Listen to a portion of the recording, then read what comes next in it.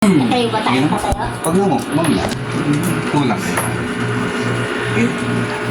Bilang mga aking mga kapatid ko sa laman, ako'y nagpapasalamat, ako'y nag-aaral sa inyo na napakabuti ng Panginoon ay na tayo nakapag-sama-sama bagamat wala si Divina na siya yung nagyaya talaga na magkasama-sama muli ang mga magkakapatid, siya pa yung wala. Pero at least sasama lang natin sa panalangin mamaya. Okay? Bago ako sa salita ng Diyos, ay manalangin muna tayo. Okay? Ang panalangin na ito ay kailangan kausapin natin ang Panginoon dahil siya laging kasama natin.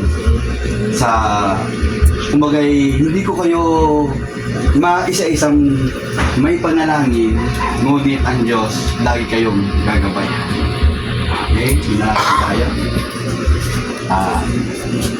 Sa pangalan ng Ama, Anak, at ng Espiritu Santo ay mapasawalang hanggan. Kaya salamat po aming Panginoon. Nasa bahay po ni Kuya Gary, sa tahanan po nito, nakasama po si Ate Daisy at ang aming panganay na si Kuya Eugene at maging si Divina po na wala po, na hindi po namin kasama. Panginoon, alam ko po, kayo po mag-iingat at gagabayan niyo po ng mga anghel upang hindi po siya mawala sa kanyang tungkulin o kanyang gampanin dahil sa kanya pong mga alalahanin sa mundong ito. Kaya kami pong pinapanalangin sa gabing ito, buksan mo ang aming puso, ang aming isipan sa salita mo, Panginoon, sapagkat kailangan namin ng iyong pong salita, sapagkat hindi lamang kami nabubuhay sa tinapay, sa pagkain, sa kanin o sa ulam, kundi sa salita mo, sapagkat ang spiritual na nandito ay kailangan namin mapakain. At aming dalangin ko ito, Diyos, tumimo sa puso at isipan ng aking mga kapatid at sa aking mga mahal na mahal ko sa iyo. O Lord God, sa iyo namin binabalik ang papuri nito sa pangalan ng Ama, ng Anak, at ng Espiritu Santo. Amen. Amen. Okay. Isang pamilyar na talata at ito ay inyo nang napakinggan at maging sa radyo, sa TV at maging sa taong minsan ay dumadaan sa bahay ng kahit kanino. At ito ay hindi lamang kami ang nangangaral nito, kundi ang iba pa sa lahat ng may dalang Biblia. Bagaman cellphone ang dala ko, di ko talaga nadala yung aking hard copy, ngunit the same pa rin ang nilalaman. Ganito ang mababasa sa pahayag o sa English ay Revelation chapter 3 verse 20. Tingnan nyo, ako ay nakatayo sa may pintuan at kumakatok. Sino man nakakarinig ng aking tinig at pagbuksan ng pinto, papasok ako sa kanya at tatahan at kakain na magkasama niya at siya'y sa akin. Wow. Pagpalain ang salita ng Diyos. So, ang Diyos, lagi siyang kumakatok. Lagi siyang laging nag-aabang na pagbuksan ng pinto. Di sa isang madaling salita, siyempre pagkain ang tinutukoy nito. Kanina pagpunta natin sa park, nagpunta natin sa salamat sa nag-sponsor. Pasalamatan naman natin yung nag-sponsor. Salamat po, Kuya Eugene. Welcome. Salamat Kuya Eugene. Maraming salamat. At salamat din sa munting nakayanan. At salamat talagang pumasok. Kagaya ng itong talata na ito, kung sa literally, pumasok ang pagpapala. Pumasok yung Dahil bagay, mas mapalad ang tumatanggap, mas mapalad ang nagbibigay, kaysa tumatanggap. Kaya nagpala na siya. Oh. Kaya salamat sa Panginoon na meron tayong Kuya Eugene. Bukas palad. Laging inaalala ang bawat kalagayan ng kanyang kapatid. Kaya more than na pagpalain si Kuya Eugene, lalong higit sa kanyang may asawa, pagpalain ka. At maging sa kanyang 2 anak, pagpalain ng katalinuhan at karunungan at maging magkaroon ng trabaho na maayos. So, balik tayo dito sa ating pinag-uusapan na patungkol sa pagpapala o sa pagkain o maging sa pangangailangan. Dahil alam ng Diyos ang ating kinakailangan. For example, kasama natin si Kuya Eugene. Talagang babanggitin ko at dahil siya yung naging taya for this day na pagkasama natin ng ating panganay na Kuya Eugene, panatag tayo. Panatag. Dahil, bakit?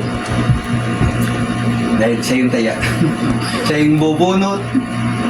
Kaya, proud na proud tayo na meron tayong Kuya Eugene.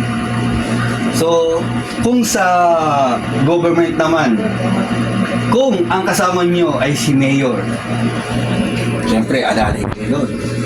Talagang kakain kayo sa turo-turo o kundi kakain kayo nakasabay ni Mayor at siyempre, hindi naman basta-basta ang pagkain doon. Masigit kung ang kasama natin ay ang presidente ng Pilipinas kasabay sa pagkain.